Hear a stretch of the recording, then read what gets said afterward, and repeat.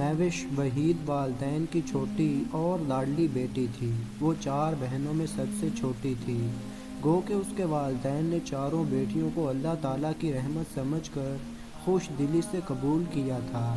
आज तक उन्होंने बेटा न होने का रंज नहीं किया, बल्कि लोग जब कभी इज़हार हमदर्दी उनसे कहते कि अल्लाह ताला आपको औलादे नरीना अता फरमाए ताकि आपकी नस्ल भी आगे बढ़ सके, तो वो मुस्कुराकर कहते, नस्ल तो बेटी से भी आगे बढ़ सकती है, बल्कि कायनात की महबूब तरीन हस्ती की नस्ल भी अल्लाह ताला ने बेटी से आगे बढ़ाई है।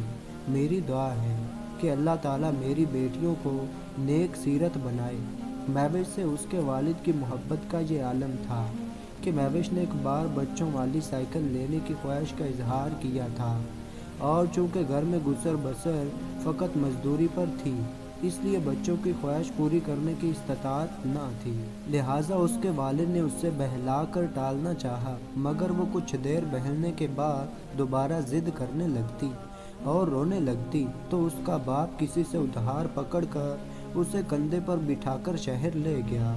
वहाँ से उसे उसकी पसंद की साइकिल दिलाई और वापसी पर एक कंधे पर साइकिल और दूसरे कंधे पर महविश को उठाए हुए घर आ गया। घर पहुँचते ही महविश की माँ ने इंतहाई अफसरदा लहजे में शिकवा किया कि वो बच्ची थी, थोड़ी देर रो धोकर बहल जाती। तुम्हें क्या ज़रूरत थी किसी से उधार लेकर साइकिल ख़रीदने की? जिस पर महविश के वालिद ने नम आंखों के साथ जवाब दिया कि मेरी बेटी ज़िद कर रही थी साइकिल के लिए, रो रही थी। जब मैंने बेटी की आंखों में आंसू देखे तो मुझे मैदान हशर याद आ गया। मुझे लगा कि अगर बरोज़े क़यामत अल्लाह ताला मुझसे पूछेंगे कि हमने तुमको अपनी रहमत से 4 बार नवाजा, तुम बजाय शुक्रगुजार होने के इन मासूमों को रुलाते रहे, जबकि हमारा वादा था जिसको हम बेटी देते हैं उसका बाजू बनते हैं। बस ये सोचकर मैं महविश के आंसुओं के सामने हार गया। शौहर की बात सुनकर महविश की माँ भी खामोश हो गई, जबकि महविश के बाप ने कर्ज के बदले कर्ज देने वाले घर में आम मजदूरी से कम मिजरत पर काम करके बहुत मुशक्क़त से कर्ज चुकाया था। महविश के वालिदैन ने चारों बेटियों को बेहतरीन तालीम व तरबियत दिलवाई, जबकि इस्लामी तालीमात घर पर दी। उन्होंने चारों बहनों को कुरान पाक बमा तर्जमा पढ़ाया, अच्छे बुरे की तमीज़ सिखाई, अल्लाह ताला की रज़ा और गज़ब के बारे में बताया, और अपनी तरफ से बेहतरीन रिश्ते ढूंढ कर बड़ी तीनों बेटियों को रुखसत कर दिया। जबकि महविश अभी ज़ेरे तालीम थी, वो किसी अच्छे लड़के की तलाश में थे ताकि जो ही उसकी तालीम मुकम्मल हो उससे भी रुखसत करके फ़र्ज़ अदा कर दिया जाए। मगर शायद कुदरत को कुछ और मंजूर था। वो महविश जिसकी हर ज़िद पूरी की गई थी, जिसकी ज़िद पर पहली बार उसका बाप मकरूज़ हुआ था, जिसकी आंखों के आंसू उसके बाप को मैदान हशर में जवाबदा बना देते थे, इतने लाडों के बावजूद उन्होंने उसकी तरबियत में कोई कमी न छोड़ी थी, उसे अच्छे बुरे का फ़र्क समझाया था। मगर अफसोस कि महविश ने सब कुछ जानते हुए गलत राह का इंतखाब कर लिया था।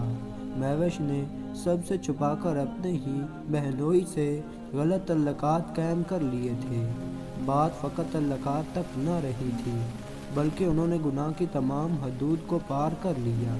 कुरान पाक में जहाँ गैर महरम से पर्दे का हुक्म आता है, जहाँ बेहयाई और बुराई के कामों से इजतनाब का हुक्म आता है, इन सब अहकामात को जानते हुए भी महविश शैतान के बहकावे में आ गई और अपनी बहनोई से जिस्मानी तल्लुकात कायम करने की वजह से उम्मीद से हो गई थी।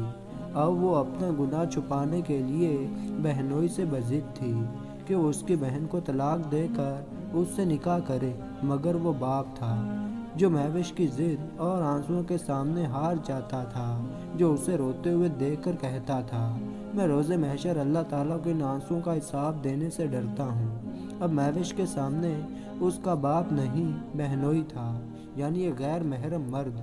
और मैं हर तहरीर में कहता हूँ, गैर महरम मर्द औरत के लिए दरिंदा है। महविश का बहनोई भी उसके लिए दरिंदा साबित हुआ था। जब महविश ने महसूस किया कि उसकी मिन्नतों, इल्तिजाओं और आंसुओं ने उसके बहनोई पर कोई असर नहीं किया, तो महविश ने उसके गुनाह का पर्दा चाक करने की धमकी दे दी, जिस पर उसके बहनोई ने उसे वीराने में बुलाकर जूस में जहर मिलाकर पिलाया। मगर जहर खाकर मरने से कुछ टाइम लगता और दरिंदे के पास इतना टाइम कहाँ होता है। लिहाजा उसने अपने दोस्त के साथ मिलकर मरती हुई महविश को एक बार फिर बेआबरू किया और अपनी हवस मिटा लेने के बाद उसका गला दबाकर कत्ल करके वहीं दफना दिया गया। आज 3 माह बाद महविश का बहनोई गिरफ्तार हुआ तो महविश की लाश बरामद की गई। महविश को इतनी ज़्यादा मिकदार में जहर दिया गया था कि उसे खाने वाले कीड़े भी उसकी लाश पर ही मरे पड़े थे। इतनी बेहतरीन तरबियत के बाद भी बेटी का ऐसा कदम उठाना महविश के वालिदैन को सदमे से दोचार कर गया था और वो भी यके बाद दिगरे चल बसे थे। क़ारीन कराम, खुदारा अल्लाह ताला के बताए हुए अहकामात की पैरवी करें, क्योंकि हदूद से तजावीज़ करने वालों के लिए दुनिया में भी अज़ाब है।